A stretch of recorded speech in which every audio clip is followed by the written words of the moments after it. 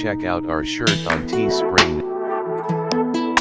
Hey folks, just a fair warning, I'll be swearing in this video.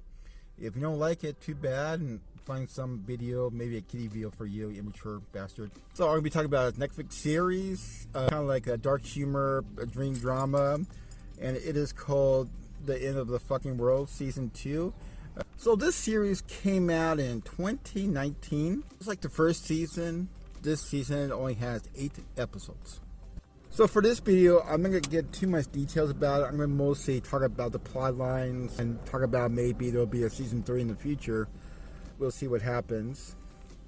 So season 2 takes place 2 years after the events of the first seasons. And you get an idea of what happened with James and Alicia during the time. Also, there's a new character that appears in the series too. So you see James in a hospital recovering from the gunshot wound that he got released from season 1.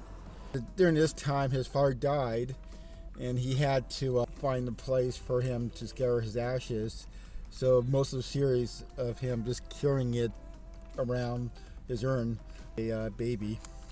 Once you found out there was no communication with James and Alicia, it has a lot to do with Alicia's mom interfering in her life and thinking what's best for her. And she kind of told James, no, you're a cripple. There's not a good thing to have a relationship with her because you can barely walk.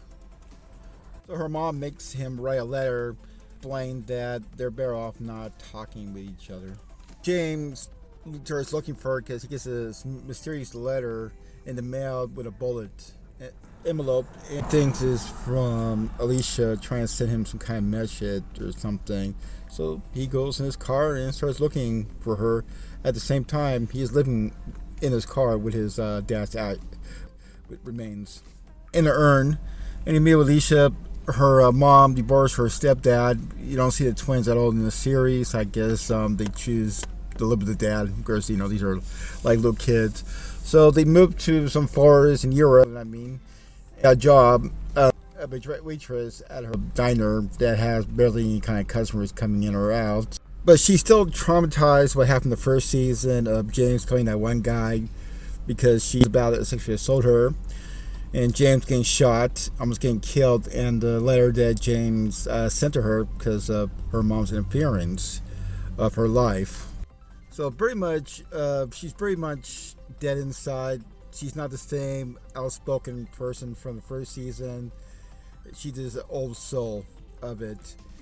And because the letter of James that tells her he has no interest with her being part of his life, she gets to marry the first guy that has any kind of interest in her. But the problem is James shows up. After the wedding, they go on a little road trip trying to deal with their issues. And then they meet Donna. But the whole thing is Alicia's mostly in her wedding dress in most of the couple of episodes. And James is very much, he's in charge of this road trip. They're the opposite of what's going on of the first season. And he's more outgoing. Still, Alicia is more quiet and says little smart remarks once in a while in the second season. The new character is Donna, very interesting character. What happened with her was she had a really cruel and she had antisocial behavior, and she dropped out of university. And the funny thing about it was she becomes a librarian at the university and becomes a librarian. She meets one of the professors at the place. She had a love affair, but it turns out the same guy who actually sold it is the same guy who was having a thing with Donna.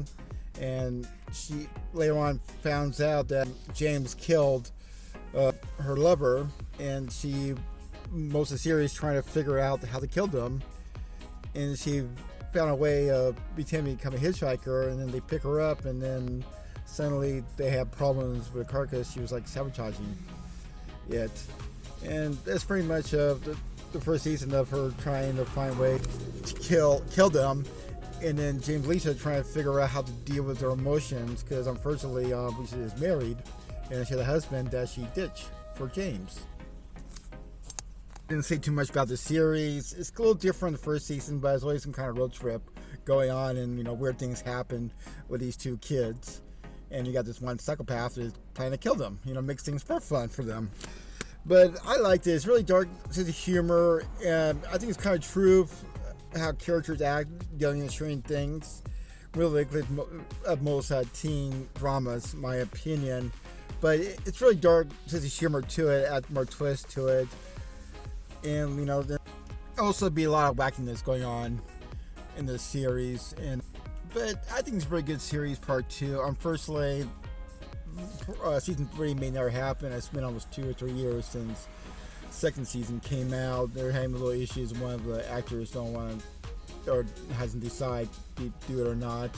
So it's an ongoing thing going right now. But I like to see how these characters happen. Maybe they'll make a series like 10 years from now to see how they are in the 30s, maybe in their 40s. Who knows what they're up to and what kind of craziness they'll get into the future. But I really like these characters. It just, they just found love. They found some kind of bond that only love can explain. That's what I've said about that. But please like and subscribe. Maybe do better next time. Thanks for watching.